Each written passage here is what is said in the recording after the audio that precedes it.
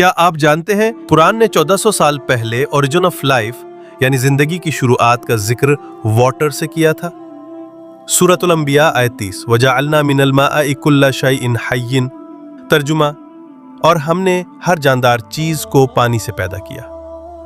Modern science کہتی ہے ہر living cell کا تقریباً 70% حصہ پانی پر مشتمل ہوتا ہے، اور بایولوجسٹس کا ماننا ہے کہ سب سے پہلی لائف فارمز جیسے سنگل سیلڈ آرگنزمز سمندر کے پانی میں وجود میں آئیں۔ بایولوجی ریسرچ یہ بھی بتاتی ہے کہ پانی کے بغیر ڈی این اے ریپلیکیشن اور پروٹین سنتھسس ممکن نہیں۔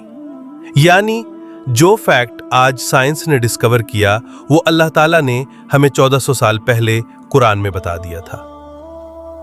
سبحان اللہ، قرآن صرف ایمان کی کتاب نہیں بلکہ سائنس کی الٹیمیٹ گائیڈ بھی ہے۔ مزید ایسے ایمان افروز سائنٹیفک فیکٹس جاننے کے لیے ہمارا چینل سبسکرائب کریں۔